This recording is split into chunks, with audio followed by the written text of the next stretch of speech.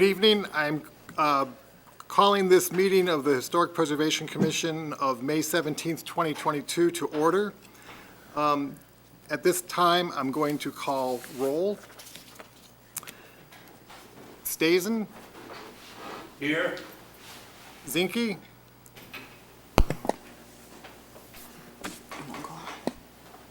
Here. It's on. Here. Jensen? Here. Solomon? Here. Hartman? Here. McManus and Jensen are shown as absent. We do have a quorum. At this time, in the absence of Commissioner Zellmer, it would be appropriate for a motion to approve Chairman or Commissioner Solomon as Chairman Pro Tem for the evening. I move that Commissioner Solomon be Chairman Pro Tem for this evening. All in favor signify by, or is there a second to that motion? Sorry. Second. All in favor signify by saying aye. Aye. Opposed? You are Chairman Pro Tem for the evening. Okay, let's change the rules. First point of business is the approval of the meeting minutes from April 19th, 2022. Are there any lights on? Oh, there we go. Yeah, lights on. First moment for the meeting tonight is the approval of the minutes from April 19th, 2022. Are there any changes, revisions, or anything that needs to be adjusted in the minutes as they are shown so far? No. Could I get a motion to approve the minutes as noted? I move to approve the minutes as noted. Second? Second. We are approved. No. Oh, So we're going to take the roll. Stazen? Here. No, yes or no? Oh. Yes. Zinke? Yes. Jensen? Yes. Solomon? yes. Hartman? Yes. Thank you. The motion carries. Now we have the 5-minute field guide. Michael, you're on. All righty. So this year's National Preservation Month is People Saving Places. People, after all, are the ones who make preservation happen in any community. In Geneva, people have been saving places for over a century. We have often referred to the picturesque quality of River Lane. So tonight, I wanted to highlight the efforts of 2 Geneva families who initiated preservation efforts a century ago that resulted in an enduring legacy. Although ideas about historic preservation have evolved over the last 100 years, the central idea of people saving places to make a better community has endured here in Geneva.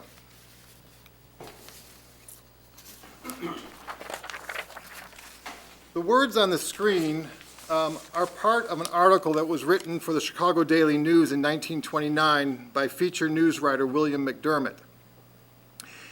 His words describe Kate Raftery's vision for revitalizing the banks of the Fox River at Geneva, Illinois. Known to most as the founder of the Little Traveler Shop, Kate Raftery came to Geneva from Evanston by way of Aurora. She was a passionate promoter of her adopted hometown. The Chicago Daily News article described the conditions of Geneva's slum that deeply troubled Kate Raftery. While it is difficult to imagine today's River Lane as a slum, lined with run-down shanties lined in unkempt yards strewn with tin cans, rubbish, and other household debris, that is exactly how River Street appeared a century ago. But the historic evolution of River Street began long before Kate Raftery arrived at Geneva.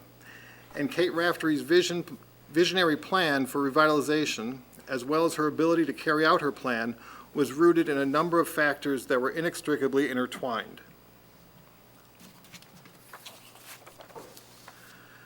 Throughout Kane County, the energy of the Fox River was harnessed first with water wheels and later turbines that powered sawmills, foundries, grist mills, furniture factories, paper mills, and other pioneer industries.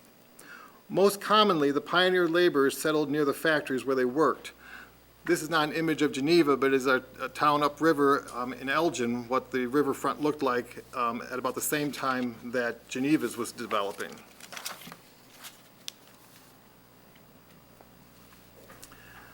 Ira Minard, who settled at St. Charles in 1834, had been instrumental in the development of that city, where he built the first dam, bridge, store, and mill.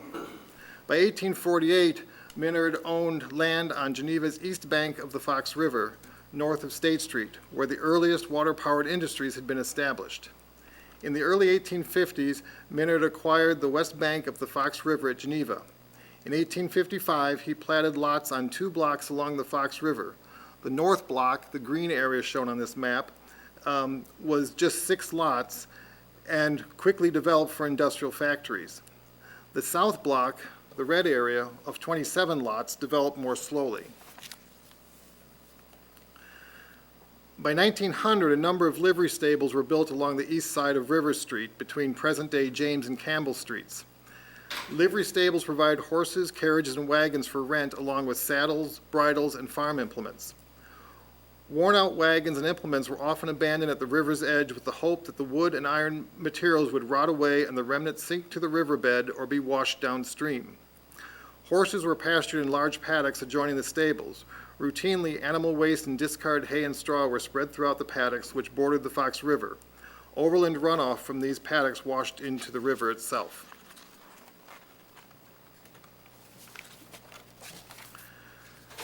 Throughout the 19th century, the lowlands along the Fox River were plagued by destructive seasonal flooding and contaminated water resulting from the industries and pastures that lined both banks of the Fox River at Geneva. The polluted river environment promoted diseases such as cholera, yellow fever, scarlet fever, and ague. By the dawn of the 20th century, the industrialized Fox River Valley was often smoke-filled and the polluted waterway was inundated with a combination of rubbish and industrial debris. In Geneva, several junkyards were established in the early 20th century. In 1904, John Strader of Geneva purchased the property at the northeast corner of Campbell and 6th Streets. 3 years later, he was advertising the site as Strader's Pit, which was ready to receive rubbish with no decaying matter. About the same time, the Becker Salvage Yard was established on North River Street, just north of State Street.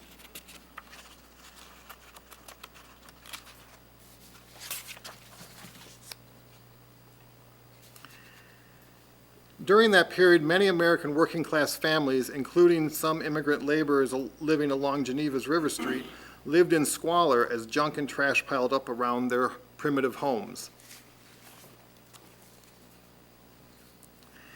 Into this environment entered Kate Raftery, a woman of considerable means who had established in 1922 her own business that would become the Little Traveler. A leader in many civic improvement efforts, Kate Raftery's vision to transform the slum-like appearance of South River Street was reimagined as a vista of beauty.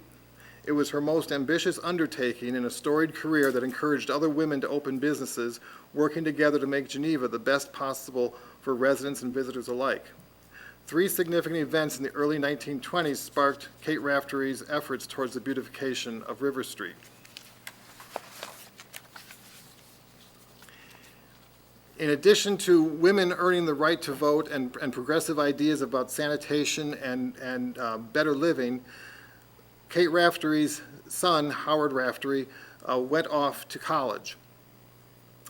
He first studied at Princeton and then later at the École des Beaux-Arts in France, and then finished his degree in 1924 at the Massachusetts Institute of Technology. He went to the American School in Rome, and there he contracted polio and was sent home for a year in 1925 and 1926 to recover. During that time, he used his architectural skills to help advance his mother's ideas. I'm sorry, I should have that slide up. One of the first properties to redevelop was the Isaacson Sekulic property. Martin Sekulic and his wife Helen came to Geneva from Chicago and began summering here along the Fox River around 1920. In 1922, they purchased the property at 117 South River Lane and began a process of cleaning up the riverbed. It was probably this beginning of cleaning up the riverbed at this house that led to Kate Raftery's interest in the refurbishing of River Lane. Mr. Sekulic's property consisted of some of those early livery stables with the paddocks, and as they were abandoned, the property had become overgrown and strewn with abandoned implements and trash. Kate Raftery's first project was 208 River Street, which was featured prominently in the 1929 Chicago Daily News article. Kate Raftery's original vision for River Street was to develop it as an artist colony, which had been discussed as a possibility in Aurora a few years earlier.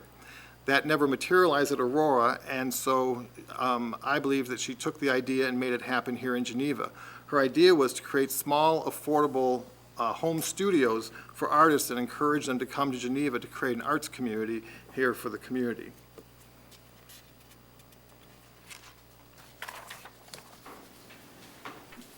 Kate Raftery's beautification project is shown here in red, and with her efforts beginning in 1925 when she made her first purchases,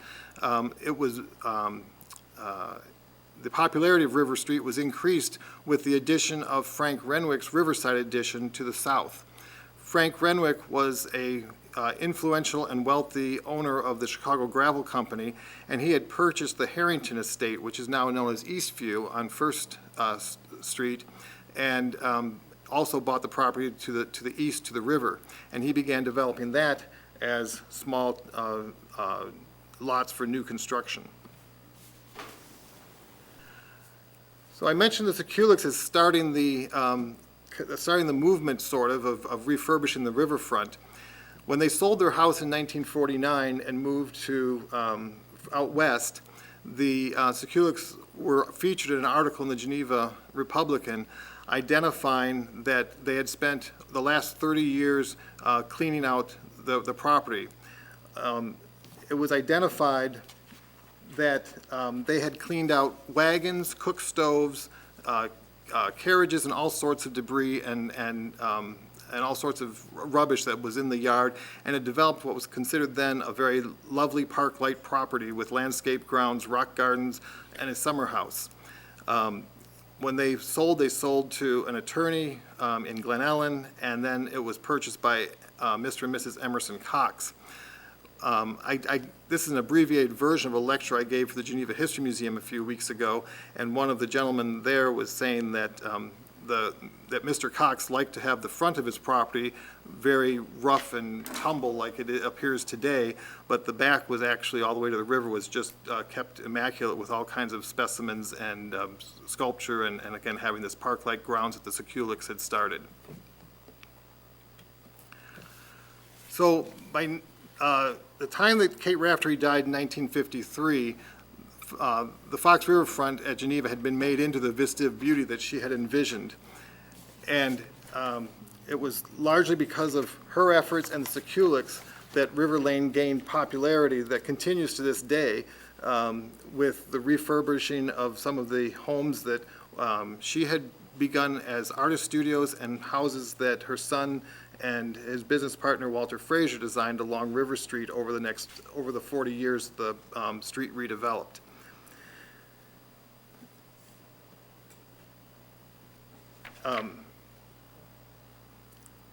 As I said, Kate Raftery was an ambitious and impassioned advocate for the arts, her friends, her son's career, and her adopted hometown. And kind of as a final affirmation of the work of the Sekulics and Kate Raftery, the Geneva City Council in 1961 captured the quaintness of the reborn neighborhood, christening the waterfront thoroughfare the more genteel River Lane rather than River Street as had been known.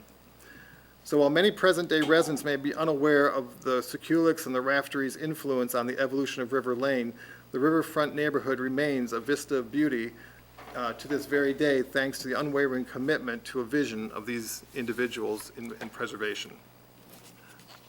So that's my 5-minute field guide tonight. Is there any, are there any comments or questions? Riveting. Thank you, George. I find it very interesting that, that the lots that were there were just filled with the town's garbage, which nobody knew what to do with, and now it's as beautiful as it is now. I find it very interesting that it was referred to as the slums of Geneva. Slums. Nobody would believe that today. Yes, that's for sure. Thank you. Next on the agenda, we have a review of conceptual plans. First up is 418 Ford Street. Thank you, Chairman Pro Tem. Just as an interesting note, because I like to bring interesting trivia to the commission when I can, the two cases that are coming to you as conceptual development plans this evening last appeared as conceptual development plans on the same night also in November of 2020. So you were both here 18 months ago, basically. So welcome back. So 418 Ford Street is a proposed addition at a contributing property. It is located in the northwest corner of the local Geneva Historic District and almost at the northern border of the North Geneva Historic District that's listed in the National Register of Historic Places.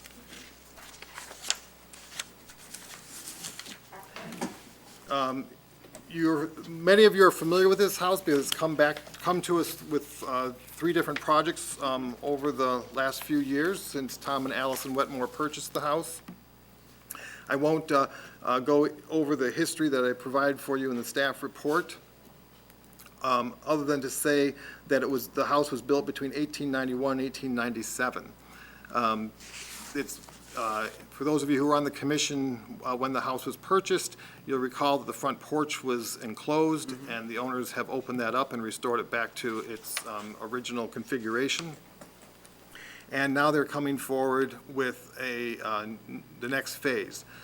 The next phase includes a large addition that wraps around the rear of the building and is visible at both the east and the west sides of the historic home.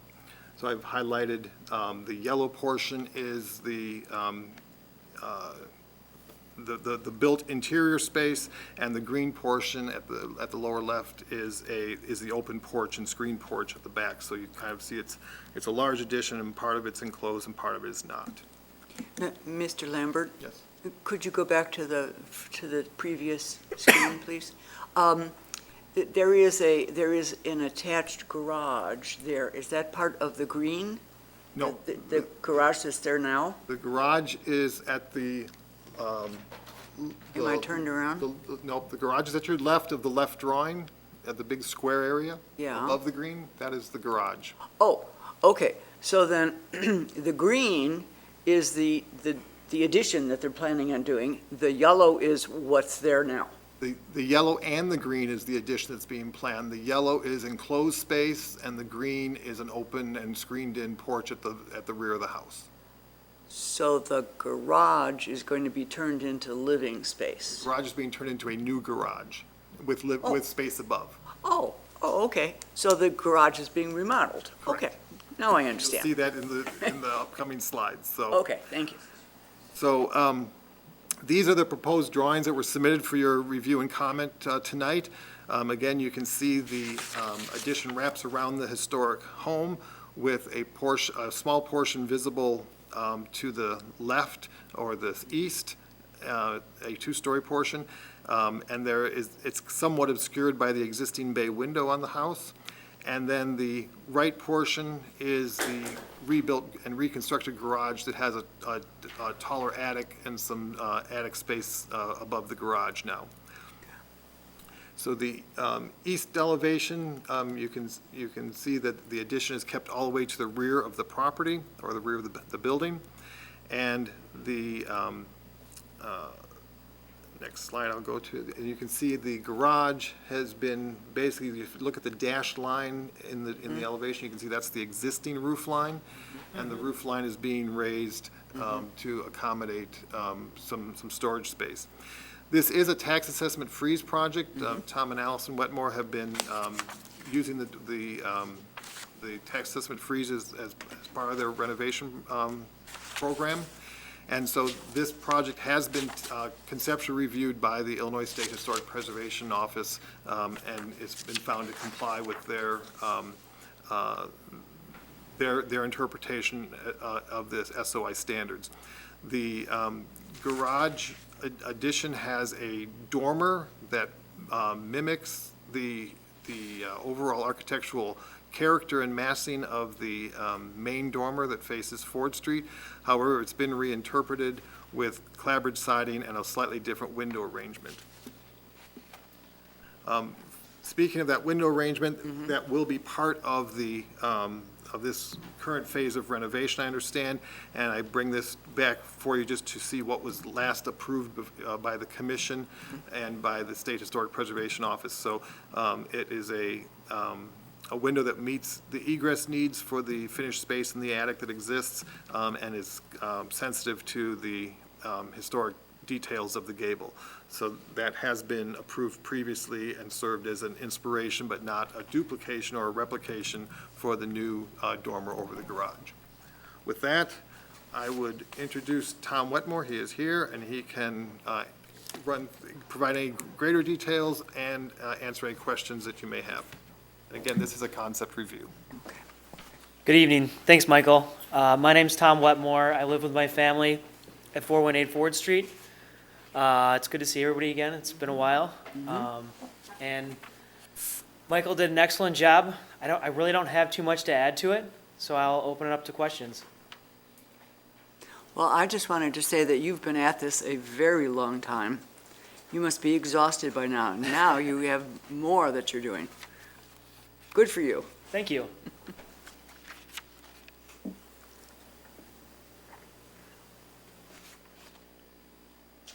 Comments? Questions? Can we go back, please, to the drawing of how the east, how the east addition will actually appear from the street? I see. So it's on the right-hand side where it says north, the north facade, right? So the new addition is on the left-hand side. And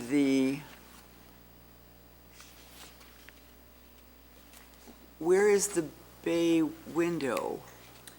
It looks a little bit like a double line almost there. It's Yeah. a little difficult to see. On the left, it looks like there's like two short windows. Yeah, That's the bay window coming out, and I'm guessing the other window's behind it. I see. Okay. All right, so it's in that area there. Okay. Would you like to see the plan to get your orientation of where that bay window is? That might No, help you. no, I'm good. Okay. Do we have a site plan? At this point, there wasn't a site plan submitted at the conceptual level. Do you have a specific question about how it sits on the Well, site? I'm interested in the overall massing in terms of, obviously, it would have to conform with the LAR on the site, but I'm very interested to see the massing of the addition versus the original footprint of this to get a sense of the scale of the addition. In floor plan, obviously, it looks, of some additional size, but I would like to see how it relates to the site, because part of our purview is character of the site and its neighbors, and I'd just be interested to see how this blends in. I didn't bring a site plan with me, but a couple of things to consider and keep in mind. For one, I have a lot and a third. So on the addition side, there's something like 25 or 30 feet between us and the next property. Okay, So there's a lot of room there. It doesn't feel like we're trying to squeeze anything in. And then also, the existing garage is there already, and it's set back 30 feet from the front of my house, 38 from the front porch of my house. So it's really set back very far. We're increasing that roof line, but we're not really increasing it that much. I would have liked to gone a lot further, but the state would not allow me to. And then where the screen porch is right now, there is an existing screen porch. So we're really not increasing anything on that side. So the So- width of the garage is exactly the same? It is. As it So is now? We're actually gonna put a second floor on top of the existing garage. Okay, okay. The bulk of the addition is to the rear of the house. Okay, And we have done all the zoning calculations, and it is conforming. yeah, well, I would hope Yeah. so, at this point. Well, Okay. and I think the fact that the state has approved the tax assessment project, that always, I find that always very comforting, because I think of them as being our bosses, that they live and breathe historic preservation, whereas we don't. So if they have approved it, I think that when I am concerned about something, that if the state has approved it, then it must be just A-okay. Well, I can't agree with that at all, Oh. that statement, Okay? given that that is our purview for the HPC. And if that were the case, then we should just automatically approve these proposals without any debate or consideration. I'm just explaining my point of view, Well, not anybody else's, just mine. okay, thank you. I would say we are more linked arm in arm than we are one over the other. They take our local design guidelines into consideration to the extent that they can, but they are reviewing the SOI standards. So we are both using the SOI standards. They do go a little bit further. They have a little bit more purview over the interior of tax assessment freeze projects. I will say this also, that Tom has been very amenable to suggestions that have come out of this to make it match the SOI standards.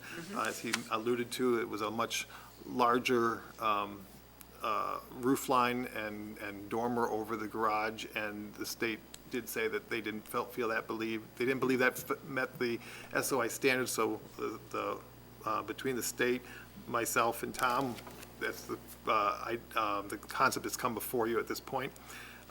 But it's there, but again, it's up to the locals to enforce both the SOI standards and the local design guidelines for historic properties.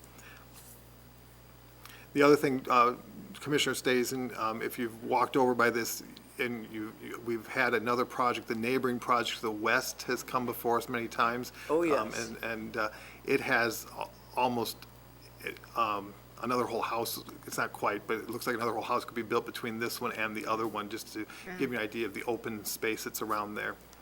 Well, visually, I'm aware of that. I'm an architect, and I relate better to drawings.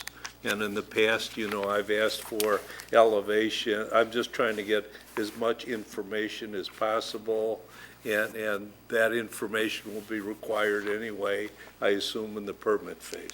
Right, we don't have a certain requirement for what gets submitted at the concept level, so we accept what people are ready to present at that point. But certainly when it comes back for a permit review, all of the drawings, all the site plan, all that stuff would be a requirement to be submitted for review. So, Michael, and I understand where George is going there, but so, just for clarity, the two yellow sections we have here, we have one is the garage, and we have other is the rest of the permanent structure. Even though there's going to be a lot of new construction with the renovation of the garage, it's not adding to the already mass that's on the property as it is. So the only additional mass is going to be that second additional yellow space there with the open air areas attached to the back.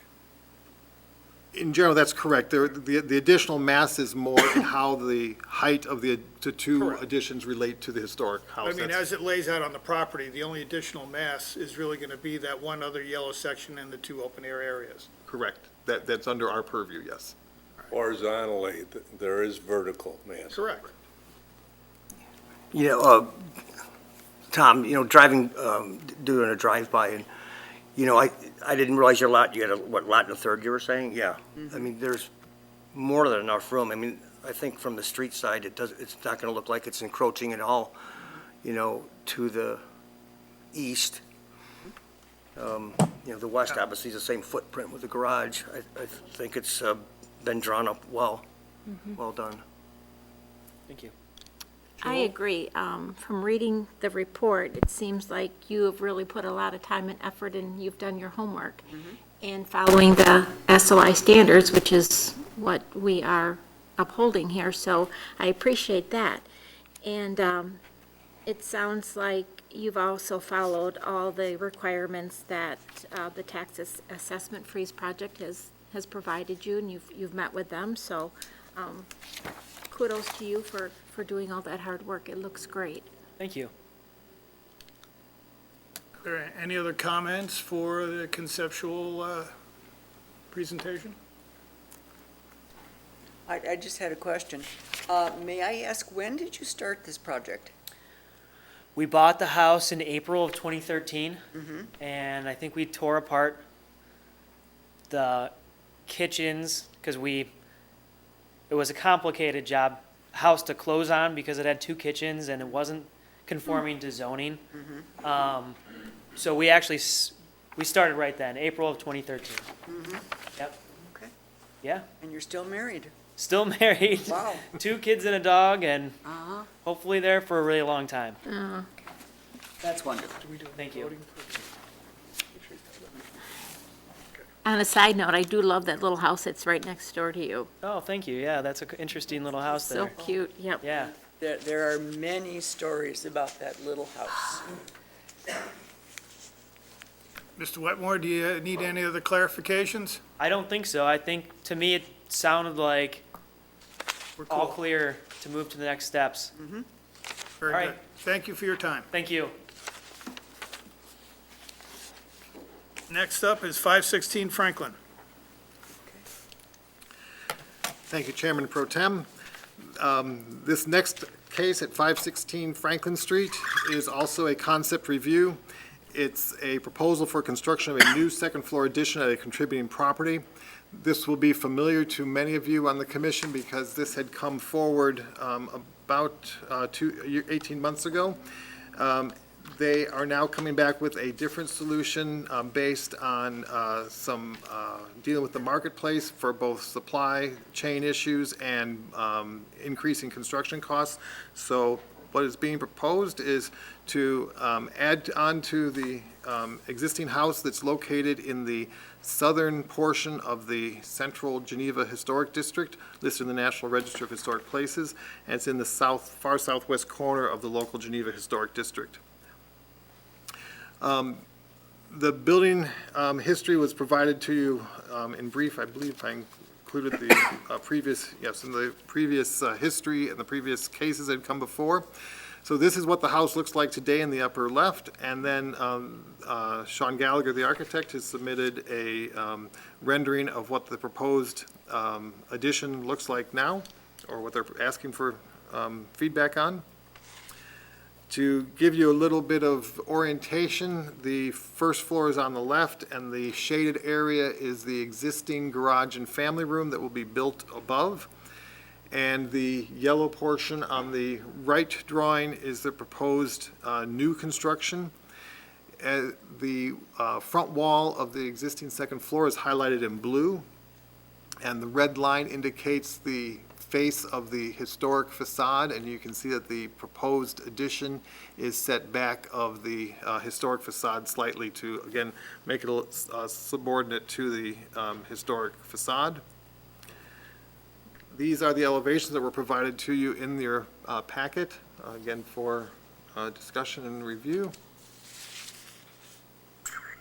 And the rear addition, the rear view, which is, again, not under our purview, but just so you get an idea of the overall property.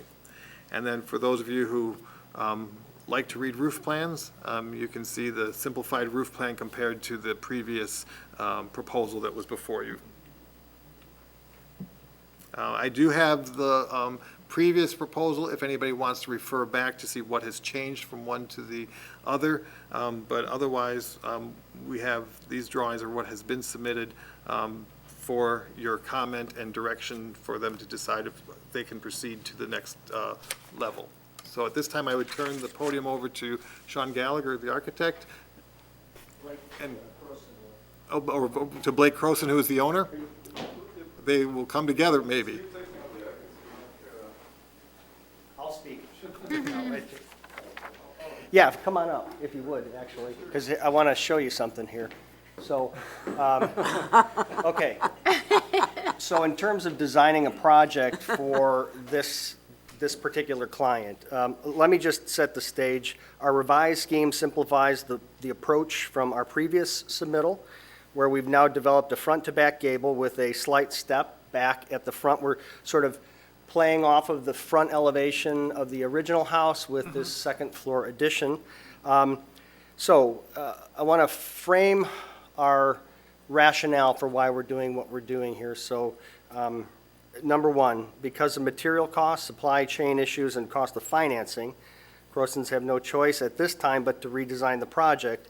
And I'll talk a little bit more about some of the technical things that made the previous scheme more expensive by almost $20,000 than this one.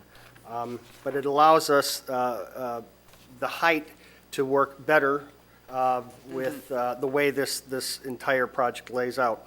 We have the ridge shown approximately 2 feet higher than the existing ridge. So when you see those elevations, you're looking at about 2 feet of difference, okay, from the original house to our new ridge.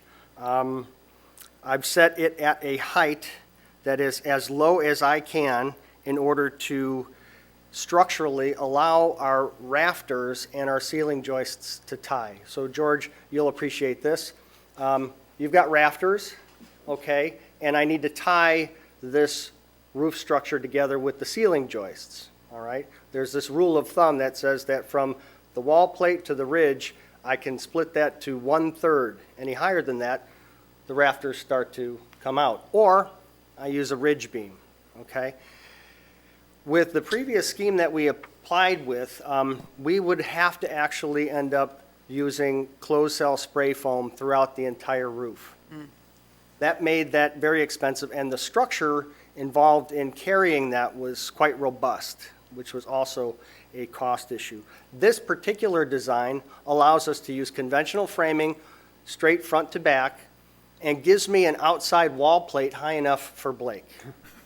So the plate height is really dictated by that. If I were to bring that ridge down to align with the existing house, my outside wall plate for head clearance would be 4 foot 6 inches. So right now it's about 6'6", 6'8", right in that area there. So I'm playing, it's almost like a Swiss watch in a way as I'm trying to work some of the details of connecting to the original house and then the addition above. The issue of height, the actual height of the home from the finished first floor to the ridge is 19 foot 6 inches. So it's a very short house. The first floor is 8 foot 4 inches tall, so the ceiling height in the first floor. So the second floor of this house as it is right now, the walls start way inside. There's this knee wall that's about 50 inches high off the floor, and then it flattens out at about 7 foot 11, only in a run of about 8 feet from front to back. So I've got to get from his house into my addition and also clear the sidewalls. Could you go to the floor plan, second floor, Michael? Okay, so this house is actually, there's one interesting little tidbit about this. It's constructed out of telephone tile. So the walls are really thick inside. So I'm actually at the wall plate where I come in from the addition. I don't have or do I have a pointer? Is this something? Is that a laser there? Oh yeah, here you go. I think that works, right? I see the laser there. There. So that wall plate there gives me head clearance. As Blake comes through, we open this all the way up through, and then you have a hall leading to the master suite here and the front bedroom here. The setback here from the front is about 1 foot, and it's 4 feet from here. So the setback of the front of this addition part is 4 feet back from there and 1 foot back from there. But my wall plate around the outside is tall enough that I can clear the outside edge so that I can land my wall plate and then I actually fur down a little bit in order to get insulation in a bat form. We're not going to have to spray this roof. We'll be using insulation bats with a vented system, so a less expensive, perfectly serviceable approach, but it makes it much simpler for installation. As a small world part of this day, it's the Tom Wetmore day. Tom is the contractor that's working with us on that, and he's the one that has been running the numbers on the original scheme, and that's one of the reasons why we're coming before you today to make these adjustments. We are building this on a modern addition that was positioned very close to the front of the original house. So that kind of puts me at a little bit of a disadvantage because I can't start this addition but from behind the original house. So I've tried to honor that in plan. But in elevation, we are just a little bit taller than the original house. It is worth noting, the district does have at least 3 houses, 2 of which I've designed, that have ridge heights that you've approved that are taller than the original house. The northeast corner of 4th and 3rd is the Reby House, which you may or may not remember. Some of you may have been on the commission. The Anderson residence at 328 2nd Street, southwest corner of Stevens and 2nd. And then the house at 415 Peyton, sort of across the street from where Jim Hamilton used to live. I think the perspective helps to illustrate for you how this is playing out. So I have tried to be very intentional with setting it back. Very simple roof form, straight front to back. So we're not cutting any dormers. We're not trying to complicate matters on the side. We're just keeping it clean and simple front to back. It's also worth noting, because of the thickness, you may be looking at the elevations and saying, well, why isn't the dormer centered on the garage door? The garage door is actually off-center because of the thickness of the telephone tile wall on the first floor. You may not have caught that. If you did, I wanted to just give you the heads up. That's why that garage door is not centered. It's actually shifted on center of the space inside, but the wall kind of returns and hides the telephone tile wall. That's the old corner. Anyway, I've said enough, I think. Blake, would you like to add something? Thank you very much. Here somewhat humbly before you and slightly embarrassed, I suppose. When we kind of hit the pause button, I guess 18 months ago, we're like, we're going to stretch ourselves maybe a little thin financially. Maybe we'll take the next 12, 18 months to save some additional money. And in the interim, the cost of the project probably increased a little over $75,000. So I don't know that we really made a whole lot of headway in those interim months, but my family and I moved in October of 2020, and we've loved every minute of it, and we're anxious to try and make hopefully this house perfect for us for a very long period of time. So. Okay, great. Questions from the commission? Not for me. Nor I.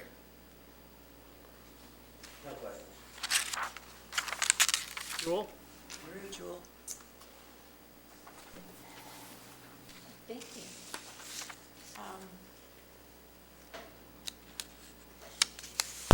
I'll just jump in here.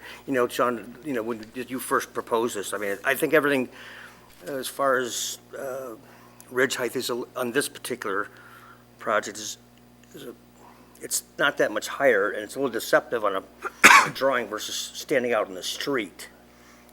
So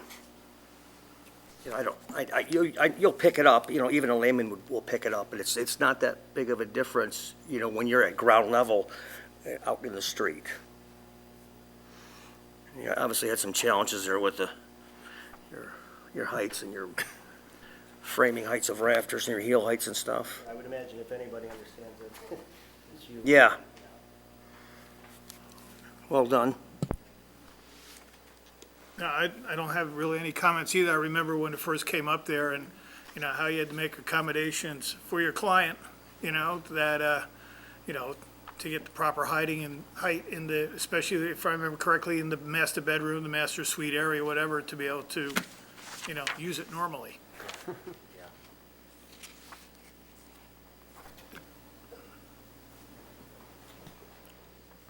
I guess I do have a question. Am I on? Okay. Just for clarification purposes, so in our notes here, it says the current proposal incorporates a ridge at the addition that is higher than the ridge of the historic gable.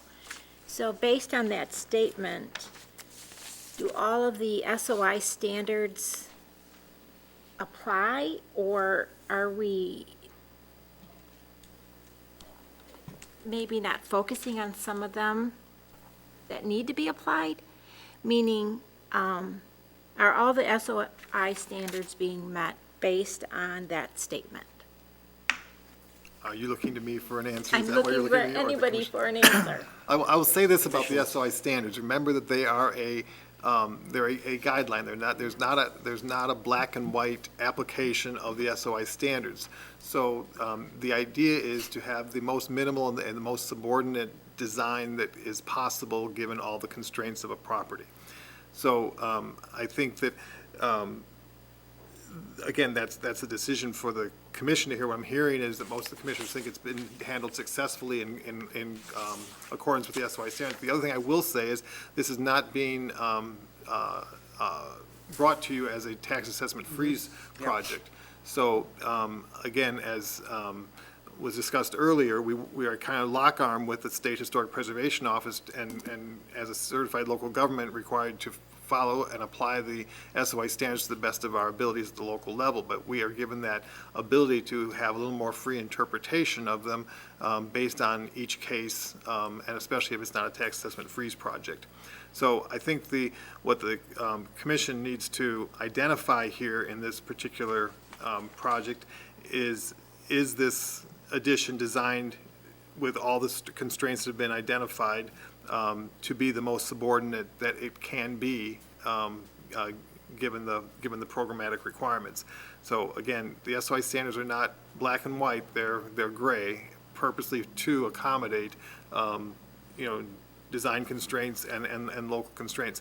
I will also say that in regard to the height of the building, as Mr. Gallagher pointed out, this is a very short building, and again, modern additions have to accommodate a multitude of code requirements and other things to be satisfied.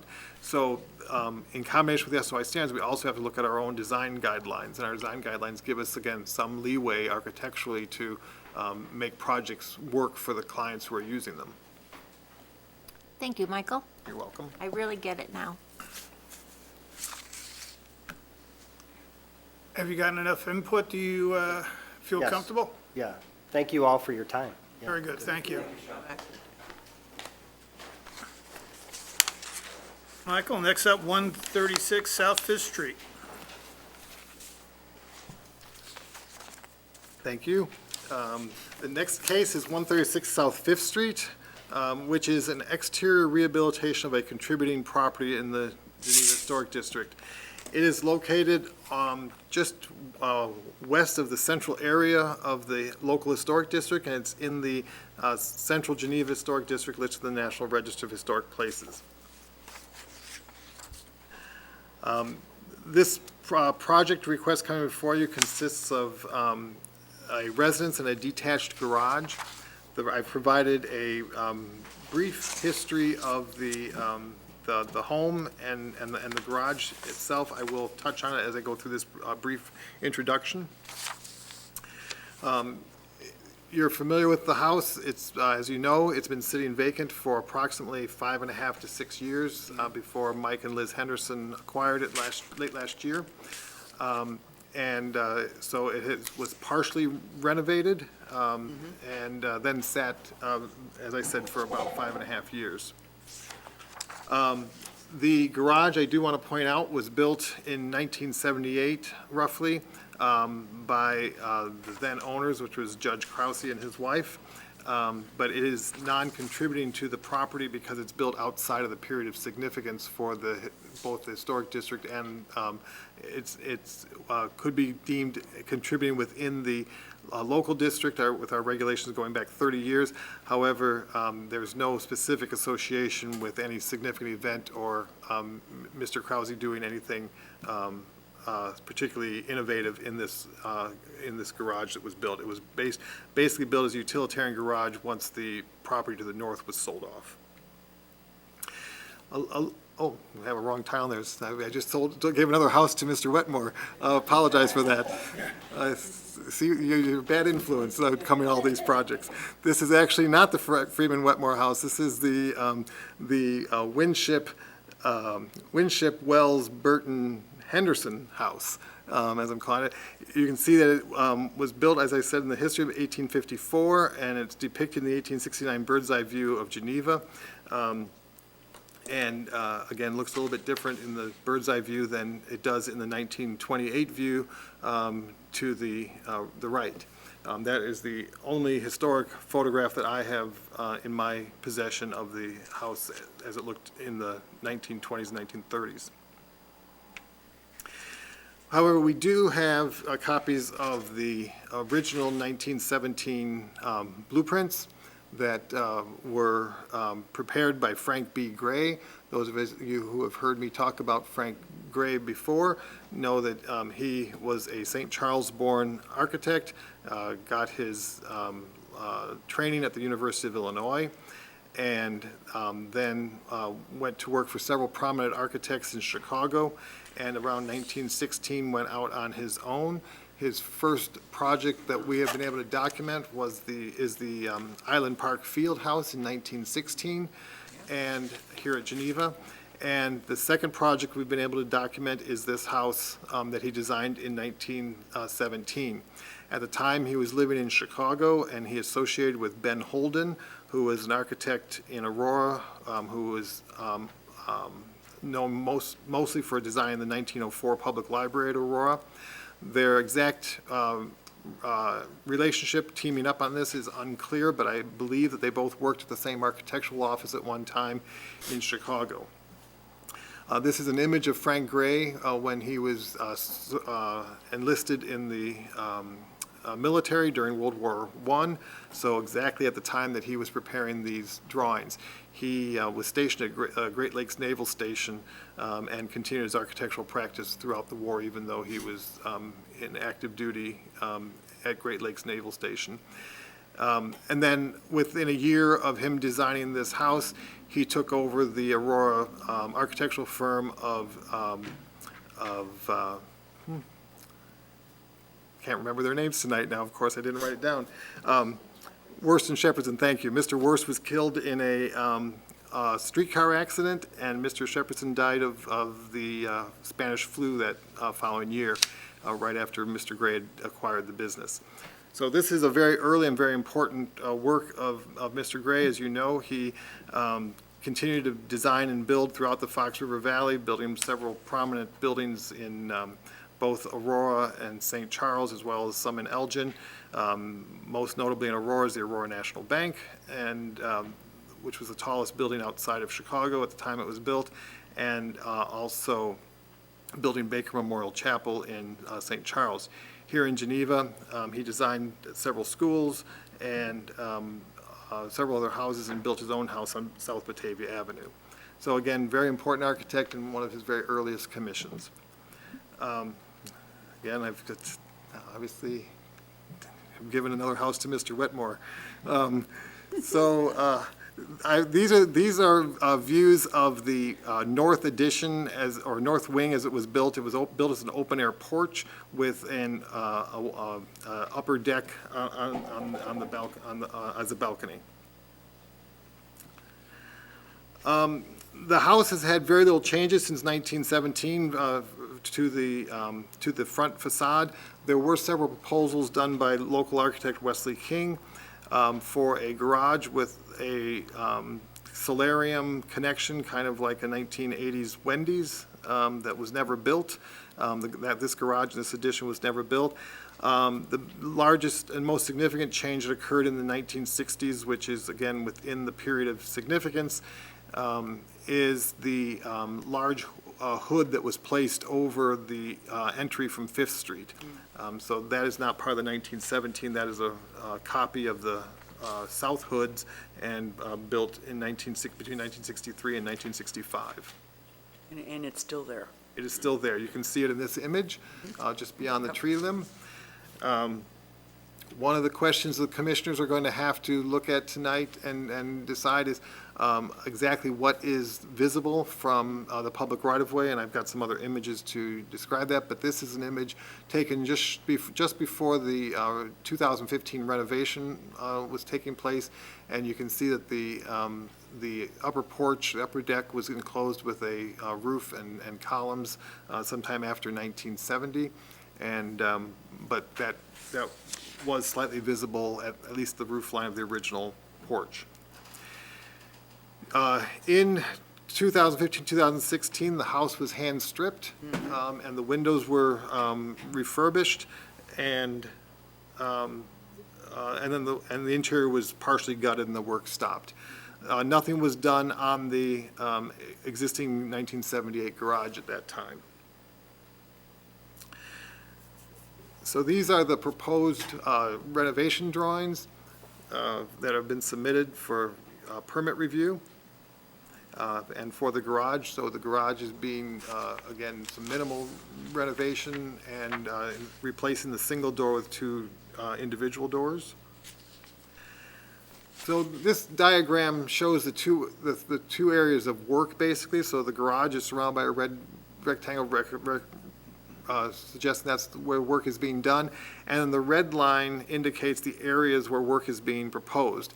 As you can see, most of it is to a side yard and to what would be technically the rear yard, which is the west elevation, and typically would not be under a great amount of purview by the commission. I have highlighted what is visible from the public right-of-way, and so you can see a small portion of the north wing that is being proposed to be used as a new kitchen is slightly visible from the far northeast corner of the property. The south elevation of the house and of course the garage is visible from Campbell Street. And then from the far southwest corner of the property is the west facade and the south facade are easily visible. So a majority of the work that's being proposed is not subject to HPC review.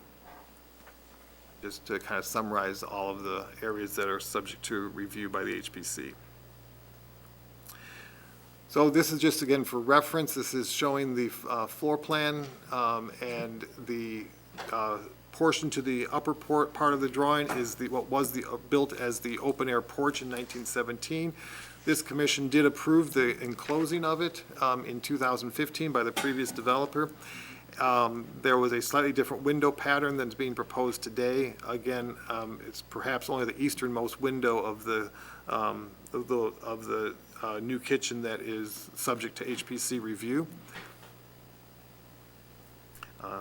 Highlighted the north wall of the window, and then there is a window being replaced on the west elevation that's identified with the red rectangle, that is certainly under the purview of the Historic Preservation Commission.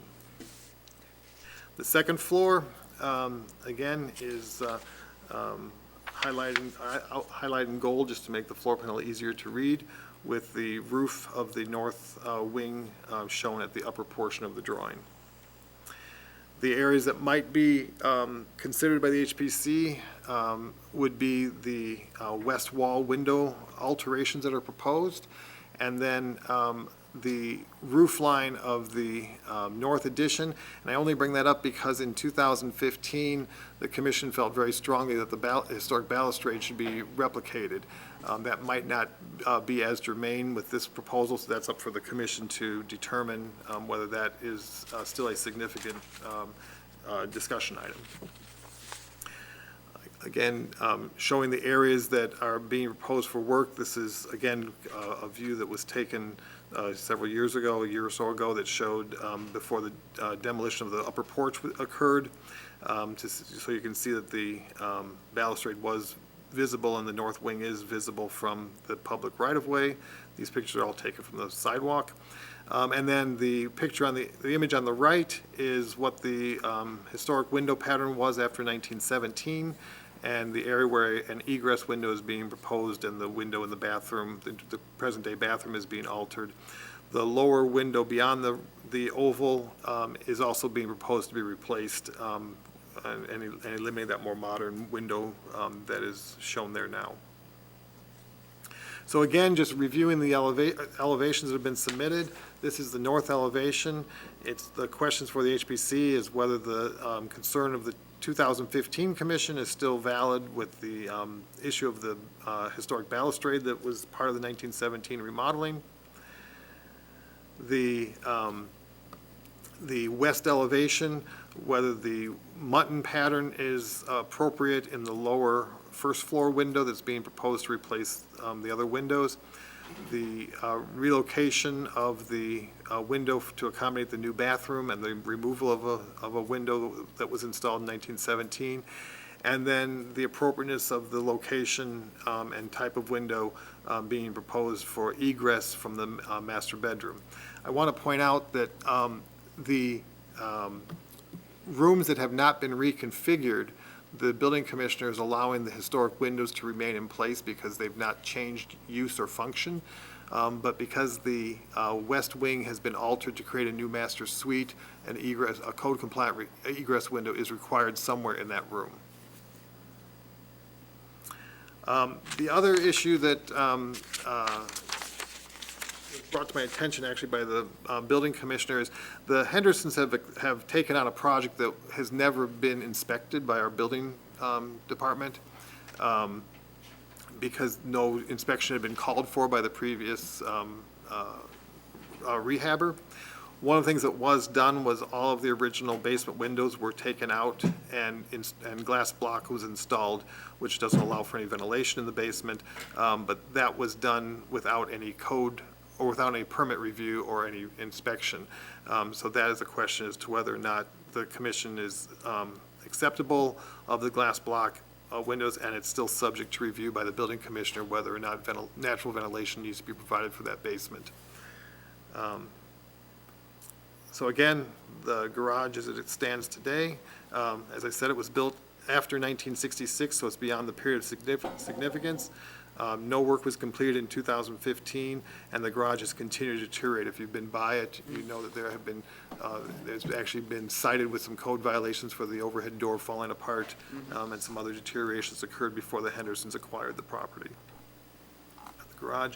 So that's the project. All of the items that have been either discussed in the past or are relevant to the current submittal. So at this point, I would turn it over to Mr. Henderson and Mr. Wetmore, who are here, to answer any of your questions and field your comments.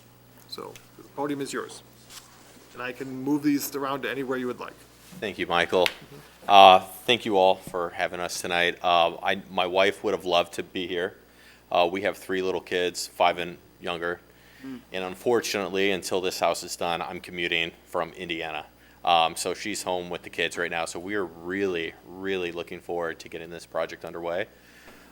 Just a shout out to you all. My wife and I fell in love with this town 13 years ago when we first got married. Our first vacation was to the Harrington. It was all we could afford. Ever since then, we loved it. So when my job asked me to relocate to Chicago, the stipulation was only if we could live in downtown Geneva. So we're excited to get here and plug into the community. I don't know what to share, Tom. You're the expert, obviously. I mean, 3rd time up here or tonight. So, what would you like? Questions? Yeah, I'm Description. excited to Yeah. be part of the project, and I'm really excited. I've been walking past this house for 5 years Yeah. or more. Yeah. To see a young family, invigorated, excited to be part of the community, get in it. So I'll open up to questions. It was really wonderful the paint was removed and then repainted. So it has looked good in the past 5 years where nothing has happened on the inside. So that was a good thing. Yeah. Just for the commissioners, I put this up because I think one of the first things the commission needs to kind of determine is what is under the HPC purview, because this is a little bit of an unusual project. We talked about this back in 2015 previously, that large portions of this house are visible from the public right-of-way, and the commission in 2015, which is a little bit different than today's commission, had the same discussion as to what was really reviewable in their opinion and what was not. So I actually think that would probably be a very good place to start the discussion before you get into detail. Well, maybe we should start with the west elevation, which is seeable from the sidewalk. So what's happening here is there are window issues. The intent with the windows, on the first floor, the window being replaced is an existing vinyl slider. We'd like to remove one of the windows from the kitchen, which is a Anderson Woodwright double hung window, and put it in that opening. I see. Those existing Anderson Woodwright windows they have a cross that's interior grill only. So it isn't necessarily with the rest of the home, but I think it is an improvement, certainly from what is there right now. Okay, all right. And then the egress window that's up on the second floor, I think we have very little, Michael, is that correct? We have very little to say about that one, the egress window. You have very little to say as far as its function, but again, the location of it, and I guess this hasn't gone for building permit review, so I'm assuming this window meets code. I didn't look at it in that grave detail, but as long as it meets code, the only question is whether or not you're fine with where the placement of it is on the facade. I will say that, since 1917, the windows have been pretty much at the back of this addition, but that doesn't mean that that's where they were historically, or that they have to follow that 1917 fenestration pattern. So again, it's what the commission's comfortable with. Right. Okay. So the only issue then with the egress window is whether or not we would feel that if it was possible to move it farther to the, let's see, this is west, farther to the north. I think that was something that you were commenting about, so that it would be less visible from the sidewalk. I myself am not sure that is even a situation. I don't know. How much, just out of curiosity, how much farther to the north could it be moved and still be within the bathroom area I believe that's a bathroom? It is. Can you go back to the floor plan, Michael? So you can see that we're moving the north window further south to accommodate the shower. And then we've got another 18 inches or so before the bathroom wall. Okay, can you use the pointer? So that's the existing window that we're relocating further south. Right. Okay, That's the shorter of the two. That one is the new window. I see. That's going to be in the bedroom.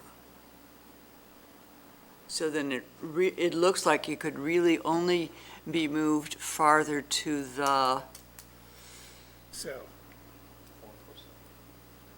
not the south, the east, right? This is south. Yeah, that's south, South, this is north. Yeah. Right. but I mean, to move the window farther away from the corner would mean moving the window to the north. Yeah. And just judging from looking at the floor plan, is that maybe 2 feet more?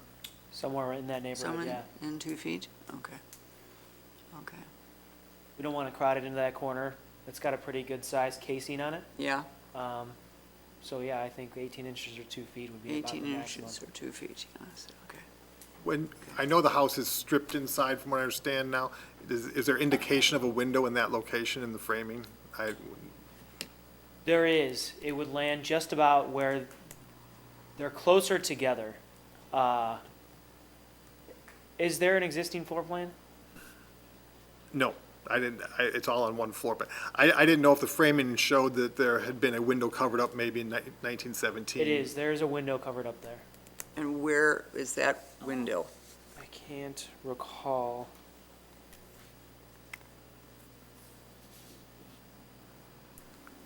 So Carolyn, are you saying you want to see the window in the bedroom move a little bit further to the north?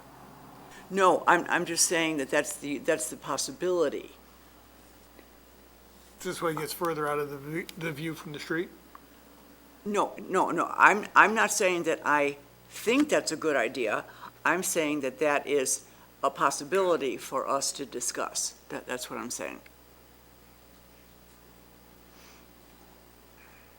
So you're relocating an Anderson window, Correct. and I don't see a window with us. So is it one new window? It is one new window on the project. It's in the only window in question that's new is the master bedroom window. Right, okay. And is that an Anderson also? It will be an Anderson Woodwright, and that will be true divided lights with the non-specular spacer and then the black sealant around the perimeter. Okay.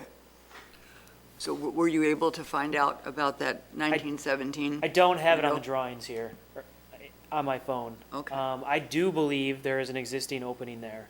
I cannot recall where it is. I want to say that we're very close to the same neighborhood with a new window as the existing one. I wonder if we looked at that elevation again, if we can see it possibly, the picture, if we can see it possibly on the freeze board. The historic, it's from the wrong view, I think. Is it?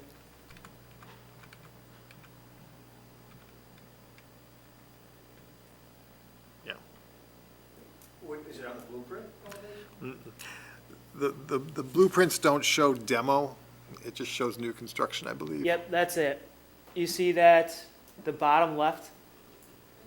You see the two windows, shorter?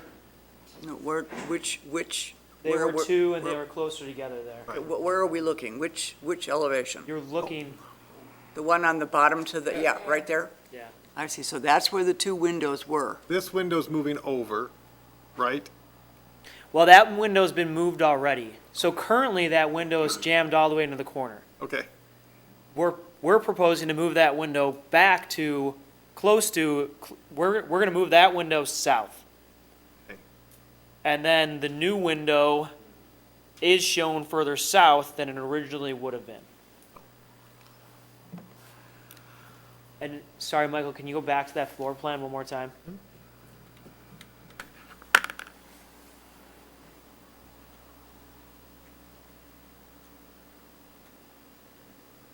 Doesn't appear that it's being moved very far from the original location. I mean, it's difficult to tell from the 1972, but. Yes. I need a clarification here regarding these windows. What is the objective in terms of we're discussing moving it slightly? What are we as a commission, with this discussion, what's the objective? well, the question before you is just as with anything, where we've got historic documentation of what a historic facade looked like, especially when it's designed by an architect. Okay. The charge is to preserve historic architectural character. And in this example, we know it was designed by an architect and with intent in 1917 to this particular Okay. configuration. The issue comes is that an egress window needs to be provided somewhere on this wall, and so does it matter to the commission or not? Again, in 2015, the details of each facade were very thoroughly discussed by this commission. So that's why I'm just bringing it forward to what is changing, what's not changing, whether the commission's comfortable or not comfortable. Okay, yeah. I will say one thing else about the windows. As Tom mentioned, the new egress window is a true divide light. The window that they're asking to to relocate on the first floor was a window the commission never reviewed because it came off the north addition that the commission did not review windows on.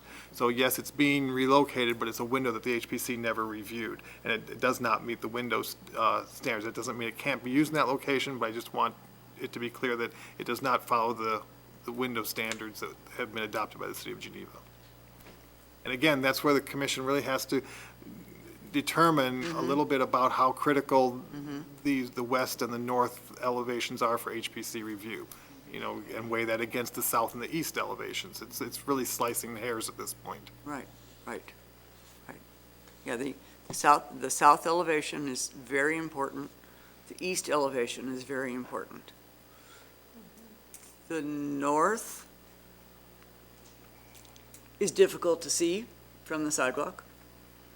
The west is not difficult to see from the sidewalk because you'll just have to put some trees in there, and then we won't worry about it. Yeah, I don't know. Is anybody interested in a change of location of the windows as proposed, or are we pleased with the way they are? That's what I'm asking. I have no issue with location change.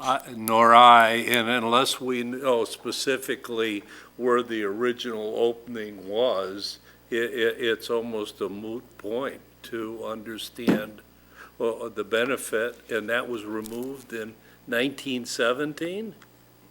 So it's been a while since it's been in that location. Since And- 1917, yes. Yes, and so that's why I was trying to clarify what the issue was here, is to move it one way or the other. I don't think it hurts or benefits the elevation significantly. So the only thing would be an attempt to restore it to its original, and the opening size is different anyway, isn't it? Correct.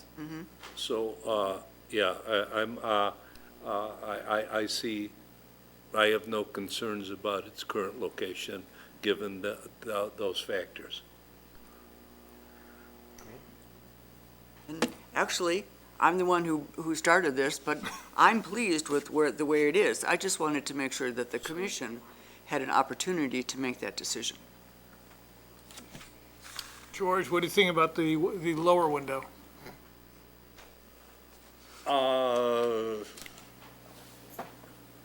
Well, that's the one that's that location is by interior design necessity? Is that how it arrived at that particular The reason that we position? arrived on that is that we're removing perfectly good windows, and we thought that we would Okay. eliminate a vinyl gliding window that Yeah. doesn't Okay, meet any of the intention here, Yeah. and Okay. install a wood window.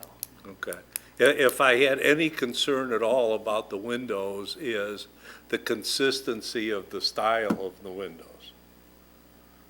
I see, that one that we're discussing now, with the lower, with no division whatsoever, it's like they're all over the place. And I don't know if that was the style at the time, but I would think that, I would argue for more consistency in style of windows than I'm seeing in this elevation.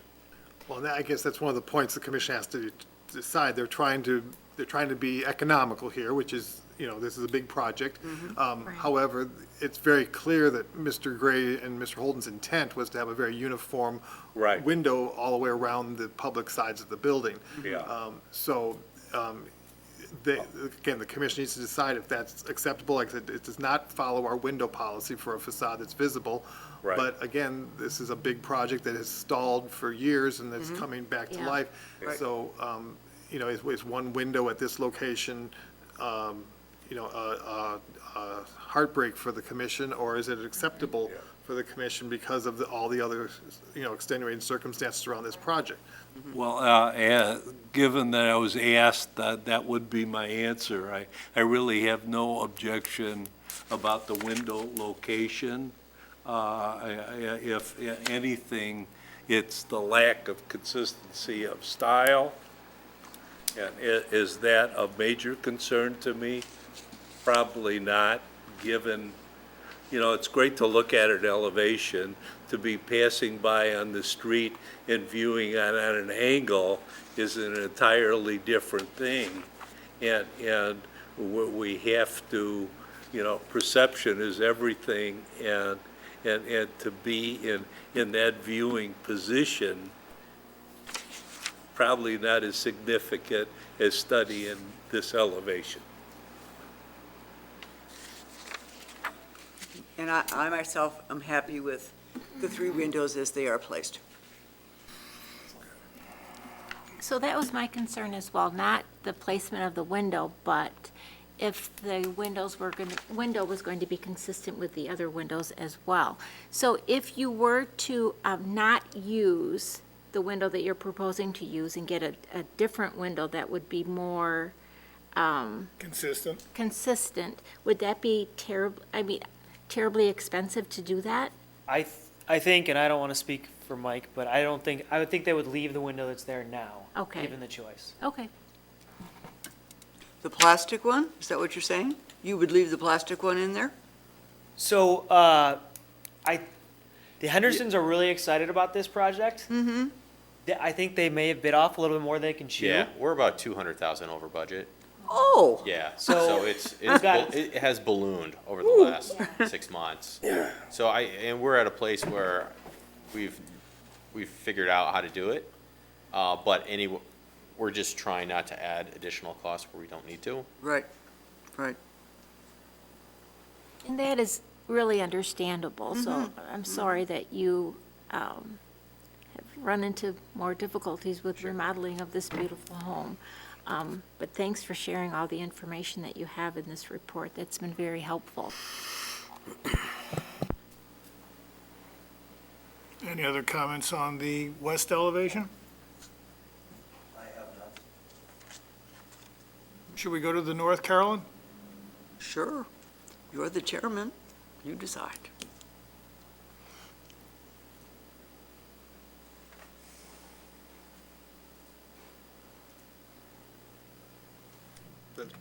Perhaps you want to see this view there first, I don't know. Are we at the north? This is what you can see of the north elevation from yes. the public right-of-way. Yes. Okay. I myself think that whatever, could we go back to the drawing of the north, please? Okay, as far as I'm concerned, it's almost impossible to see anything past the fireplace chimney. That's my thought. Agree. I walked by there again today, and I tried to walk from all angles without being a trespasser, and it You're welcome to trespass. well, it was very difficult Yeah. to see beyond the chimney. I mean, you really had to be observant of it and look closely, and it was very difficult to see.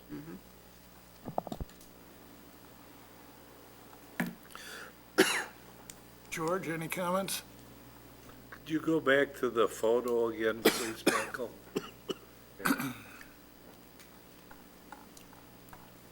Yeah. Well, and trees don't last forever either, so that tree may at some time disappear, but I would tend to agree, again, from the perspective of the sidewalk, it's not that prominent. So no, I don't have any comments regarding that elevation. Don? Am I seeing this right here? You've got the repaired siding to replace the three windows being removed. It's going to be smooth. It says match Down microphone. existing texture. Don, microphone? Oh, sorry. About that. The replacement siding is going to be smooth, Yes. existing's textured. The existing. But like, is it really textured or is it? It's more like the Renaissance side of cedar. Okay, right, just from so being worked on and A match, stripped. We're proposing LP, Okay, Louisiana Pacific's smart siding, and they're smooth, does have a tiny bit of a texture to it. I think it's a very good match okay, for what we have there. yeah. I'm familiar with that product, so, okay. And for clarification, in 2015, the LP Smart Side was approved for the North Addition work. No. That's about all I have on that.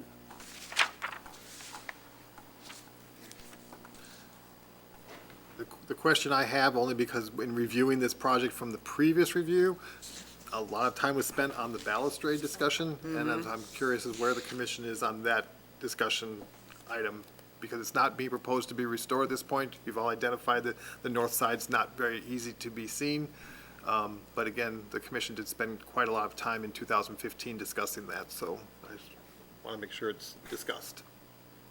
Agreed. I have no issues.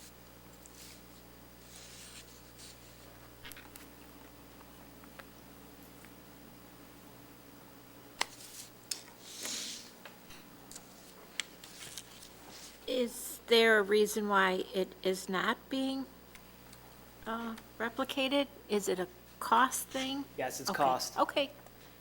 I didn't know if it was a cost thing or a cosmetic look or the cost thing. Okay. I'm sure if they could afford it, they'd love it. Sure, there's a lot we would love to do. Yep.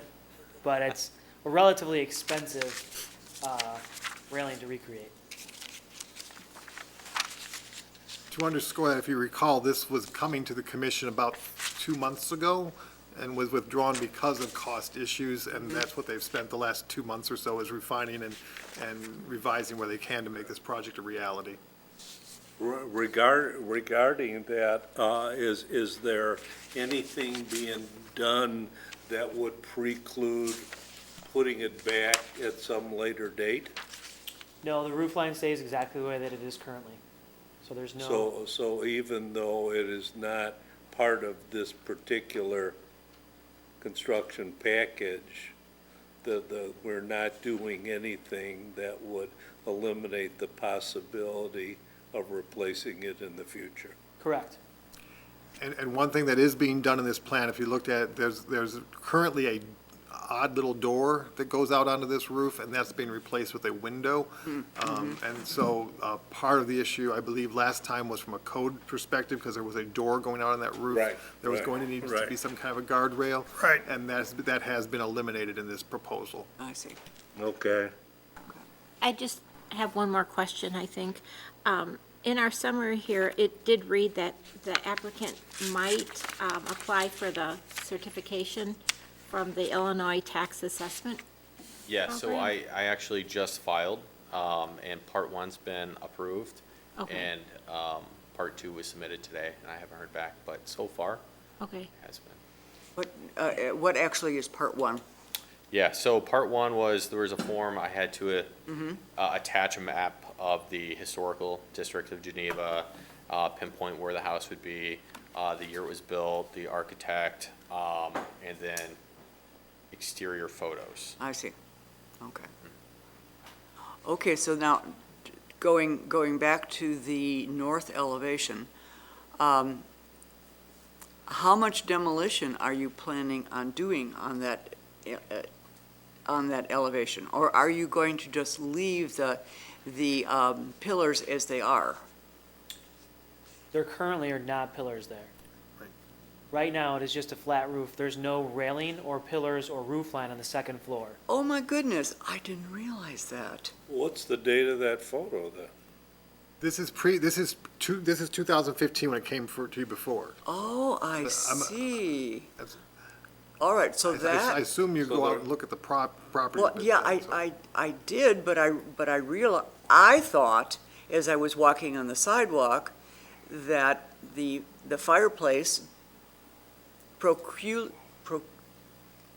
prevented a really good view of the back. And, you know, I'm only 5'2", so I'm a little close to the sidewalk. But anyway, no, I did not notice that wasn't there anymore. I did a drive-by, so it's a little tougher. And the tree has leafed out more than it is right here. Yeah, Okay. okay, so it's not there anyway. Right. Oh, So then we have nothing, so To here I'm discuss. asking about putting it back and Oh, it's yeah. already And there's gone. nothing to Sorry put- Yeah, it's about gone. that. yeah, it's gone. Okay.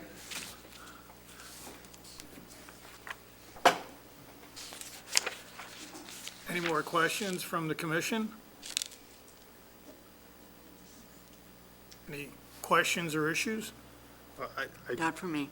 I do want to bring up one thing, only because the building official did talk to me about the glass block this after, or the other, not this afternoon. Correct. Oh, last that's right, night. yes. Currently, it is an existing condition that was done in 2015 by the previous owners. I don't believe the building official has walked through the property yet. I know he wants to do that scheduled. If he is okay, if in his analysis it's okay and egress or ventilation is not required, I am assuming that it's done and the commission is okay with it, but I guess just to give them some direction and some, so they don't have to come back on a small topic. If the building commissioner says, no, the glass block wasn't approved and it doesn't meet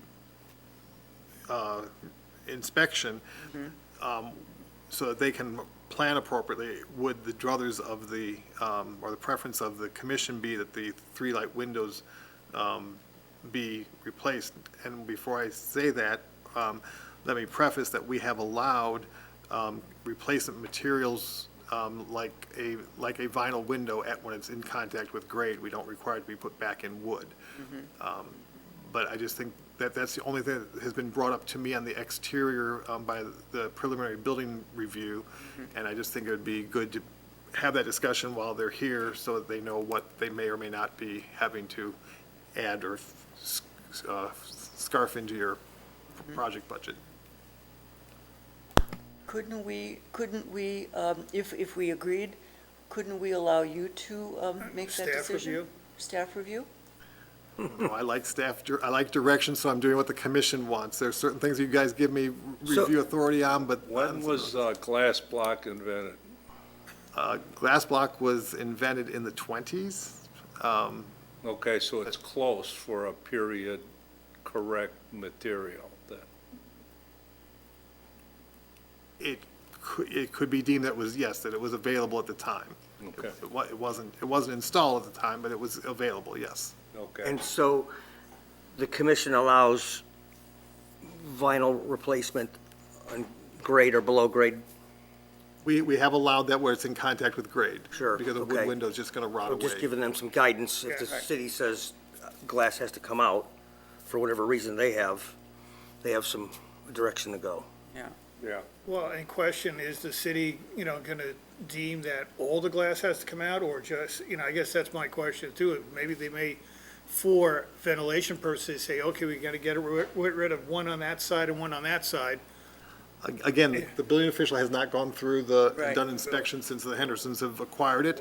And I'm just trying to be preemptive here so that when the question, Agreed. if it goes further, I know what the commission's opinion is. If you say you're fine with the glass block, that's fine.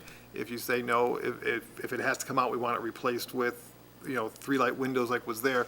Again, I'm just trying to prevent having to come back on some Right. issue that's Well, raised on the isn't there an exterior. egress issue with basements? There- Is this habitable? So I believe that if it's not finished, which this is not a finished basement, we are not required to have it, we're not required to install an egress unit in this basement. Okay, Oh, really? So the second that we decide to finish it and make it livable space, then we are required to put an egress unit in this basement. I see, Okay. okay. So if there's a washer and dryer downstairs, then is gonna- that livable space? That's. Isn't it just that's considered a interesting. bedroom, Tom? What's that? Isn't it just considered if there's a bedroom down there to have egress, or am I wrong on that? No, If well, it's all ha- new construction has, Two means of egress from a habitable basement. Right. But the question is a laundry room a habitable space? right. And again, I I'll think we're let getting them into, sort that out. I was just gonna say, I would not Yeah. wanna go too far in trying to figure out what the code requirement is and let Eric figure that out. I just really wanted to just, because this Okay. window issue was brought up, I just want to try to wrap up all the issues that are involved with the exterior so they can proceed forward with the building inspection and not have, I know of no, let me put it this way, the preliminary building review has not come up with any other exterior issues that this commission would have to discuss. This is the only one that's been brought up to me. Okay. I don't have a problem with the block unless the code review You know, I don't have requires a change. And if the city says you need a venting window, I have no problem with a vinyl replacement on the grade window.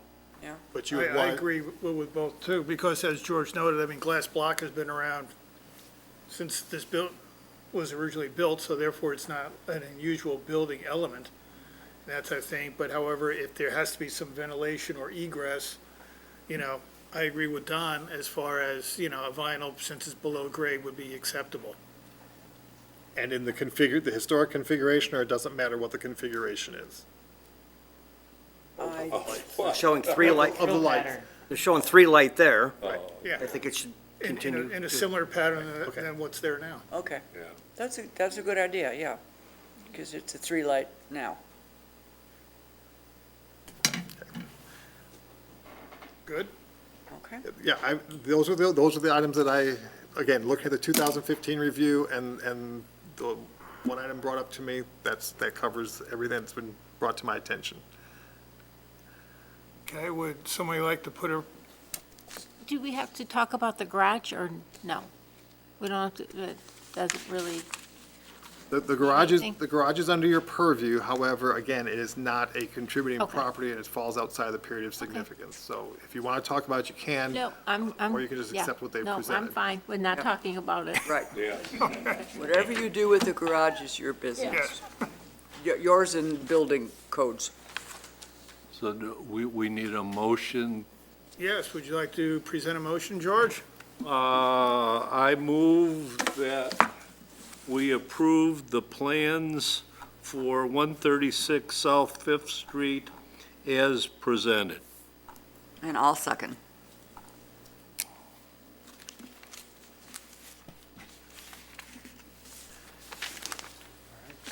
Take roll. Thank you. Yeah. So the make it motion official. is to approve the plans as presented. It's been seconded by Zinke. The roll call is Stazen, Aye. Zinke, Aye. Jensen, Aye.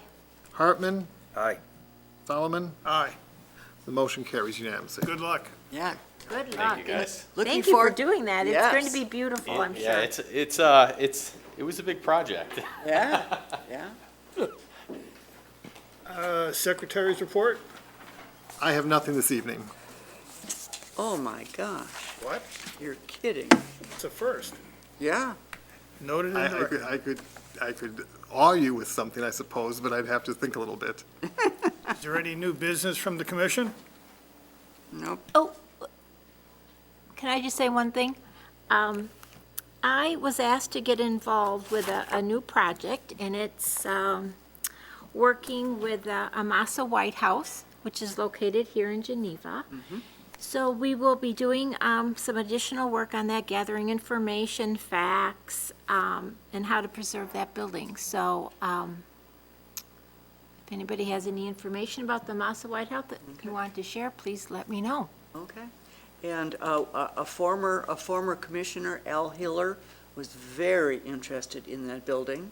I am sure he would be delighted to help.